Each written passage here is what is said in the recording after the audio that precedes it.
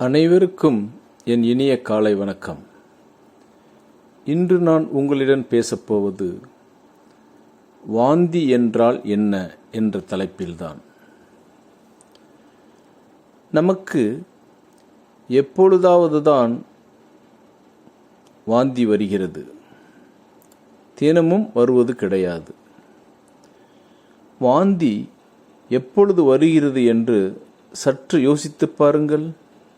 நாம் ஏதாவது கெட்டுப்போன பொருள்களை சாப்பிட்டால் வரும், அளவுக்கு மீறி சாப்பிட்டால் வரும், பசி இல்லாமல் சாப்பிட்டால் வரும், உடல்நிலை சரியில்லாத பொழுது சாப்பிட்டால் வரும். எனவே வாந்தி என்பது என்னவென்றால், நாம் ஒரு கழிவுப் பொருளை, கெட்டுப்போன ஒரு உணவை ஒரு ஹோட்டலில் சூடு செய்து கொடுக்கும் பொழுது நமக்கு தெரியாமல் சாப்பிட்டு விடுகிறோம். ஆனால் நம் வயிற்றுக்கு ஒரு அறிவு உள்ளது. ஒரு உணவு வயிற்றுக்குள் சென்றவுடன் நல்ல உணவாக இருந்தால் மட்டுமே ஜீரணம் செய்யும். கெட்டுப்போன உணவுகளை நம் வயிறு ஜீரணம் செய்யாது. நம் வயிற்றுக்கு உள்ள அறிவு நாம் சாப்பிட்ட உணவை நல்லதா கெட்டதா என ஆராய்ச்சி செய்யும். நல்ல உணவாக இருந்தால் ஜீரண சுரப்பிகளை சுரக்க வைத்து அதை சீரணம் செய்து சிறுகுடலுக்குள் அனுப்பும். கெட்டுப்போன உணவாக இருந்தால் உடனே ஜீரண சுரப்பிகளை நிறுத்திவிட்டு வாந்தி எடுப்பதற்கு என்று சில சுரப்பிகள் உள்ளது, அதை சுரக்க வைக்க ஆரம்பிக்கும். வயிற்றில் உள்ள உணவை நாம் பற்களால் நன்றாக அரைக்காமல் அப்படியே சாப்பிட்டிருப்போம். வாந்தி எடுப்பதற்காக அந்த உணவை கட் செய்து சிறிதுபடுத்தும், மேலும் வயிற்றில் நீரை அதிகரிக்கும். நாம் இரவு சாப்பிட்டுவிட்டு ஒரு டம்ளர் தண்ணீர் குடித்திருப்போம்.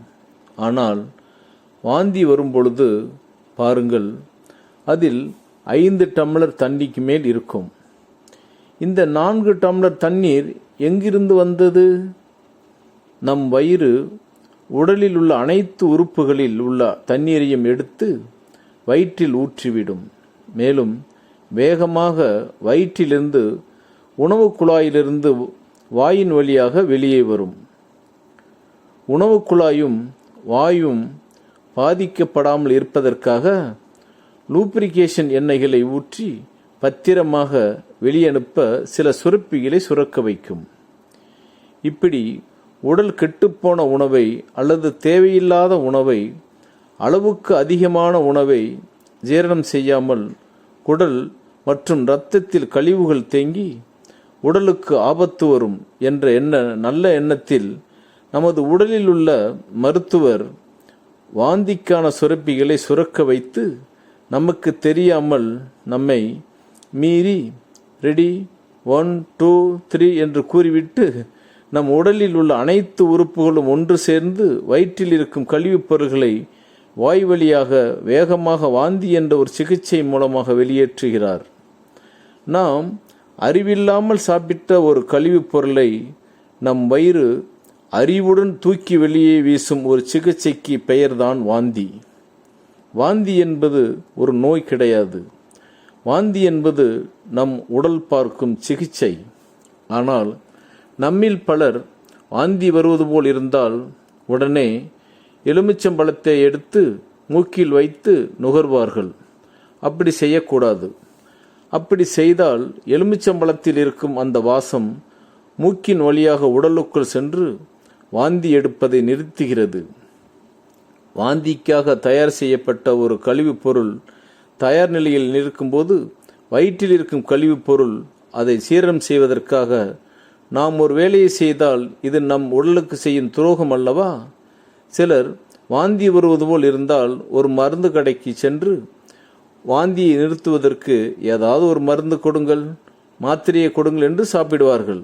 அப்படி தயவு செய்து செய்யாதீர்கள். சிலர் சில பாட்டி வைத்தியங்களை கடைபிடித்து வாந்தி வராமல் தடுப்பார்கள். வாந்தி எடுத்த பிறகு அதை யாராவது சாப்பிடுவீர்களா? நினைத்து பார்ப்பதற்கு எவ்வளவு அருவருப்பாக இருக்கிறது. வாந்தி வருவது போல் இருக்கும்போது யார் யாரெல்லாம் மருந்தை மாத்திரையை சாப்பிட்டு வாந்தி நிறுத்துகிறீர்களோ அவர்கள் வாந்தி எடுத்து அதை வலித்து சாப்பிடுகிறீர்கள் என்று பொருள். எப்பொழுது நம் வயிறு இது கழிவுப் பொருள், இது உடலுக்கு தேவையில்லை என்று வெளியே தூக்கி வீச தயாராகிவிட்டதோ அந்த கழிவு வெளியே வந்தே தீர வேண்டும். அந்த வாந்தியை ஜீரணம் செய்வதற்கு நீங்கள் மருந்து மாத்திரையை சாப்பிட்டால் என்னவாகும்? வயிற்றை வாந்தியை ஜீரணம் செய்ய வைத்துவிட்டீர்கள் என்று அர்த்தம்.